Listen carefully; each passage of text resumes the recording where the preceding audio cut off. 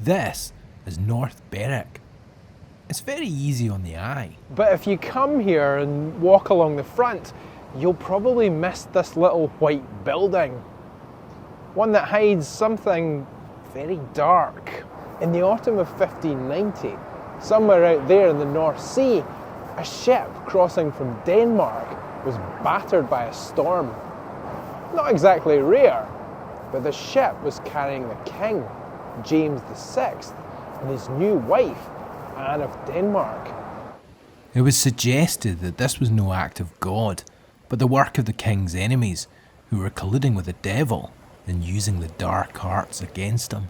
The accusation would set off a chain of events that would lead to the North Berwick witch trials, and over the next century, the torture and execution of thousands.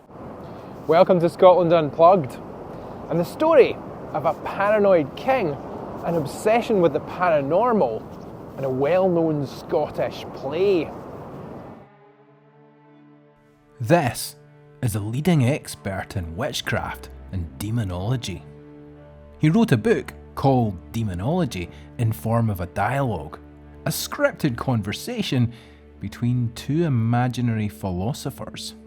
He was also the first king of Scotland, England and Ireland, and completely paranoid, but not without good reason. James VI of Scotland was born on the 19th of June 1566 in Edinburgh Castle.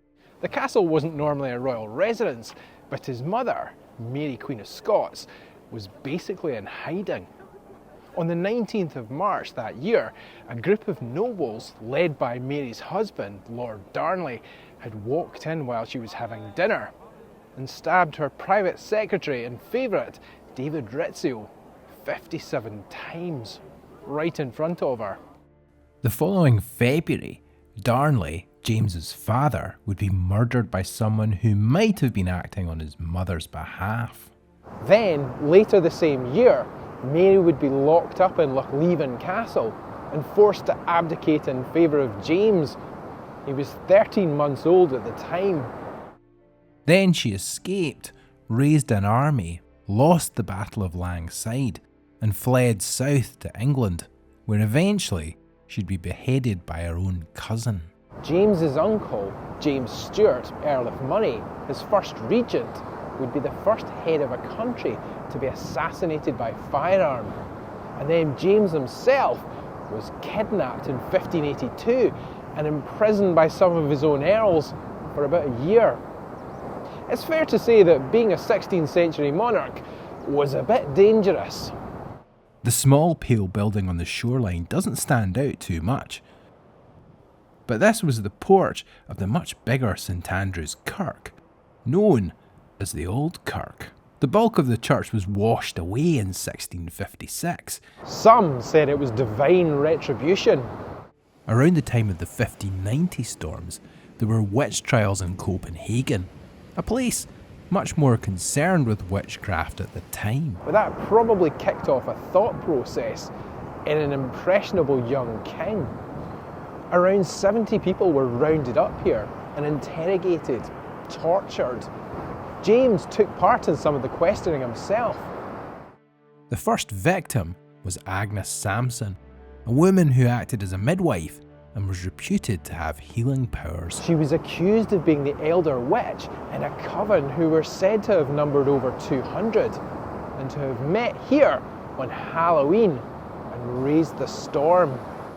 Agnes was taken to Holyrood Palace to be interrogated by the king.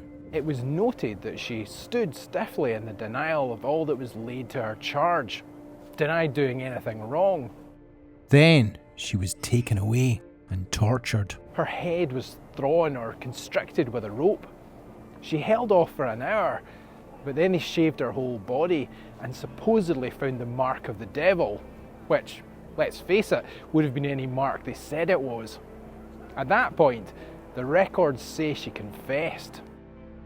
This all comes from a pamphlet, News from Scotland, published by James, and as the name suggests, mainly intended for an English audience. In her confession, she said she'd made a charm by attaching parts of a human corpse to a dead cat. then sinking it into the sea to raise the storm. Her confessions were increasingly wild. She'd caused another drowning the year before. She'd gathered bones in the kirkyard. She'd tried to get hold of the king's shirt to use it in her charms. James was said to have been very sceptical. But the story goes that following her confession, Agnes was determined to prove she was a witch and spoke with him privately. She's said to have detailed the conversation he had with the Queen on their wedding night. In James's head, the devil viewed the king as his chief threat on earth and communed with witches to do anything he could to get rid of him.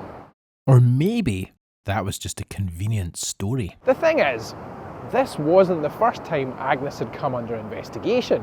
The year before, a local church had raised similar charges without the royal connection. Scotland and England had just gone through the Reformation, and both countries were decidedly twitchy from a religious point of view.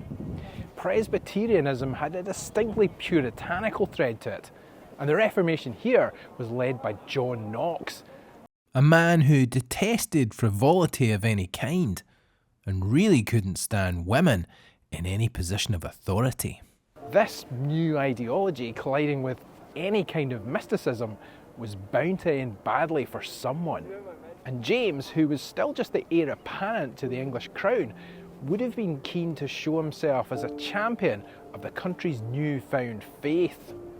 Agnes Sampson was brought here to Castle Hill on the 28th of January 1591. She was tied to a stake, strangled, and then burned.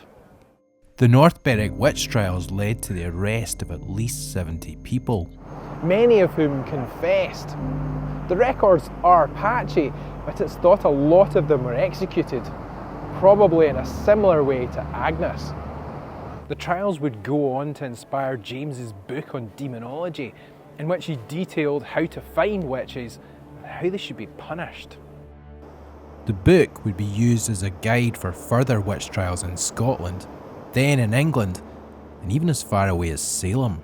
When Shakespeare wrote Macbeth, he's thought to have used it as source material for the three witches. The play was written between 1603, the year James inherited the English throne from his cousin, and 1607.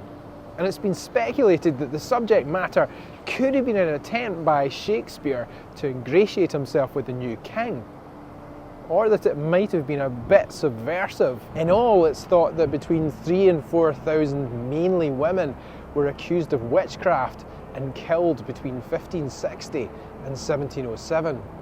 I'd love to believe nothing like that could ever happen again, but with the proliferation of social media and increasingly polarised politics, I'm not so sure.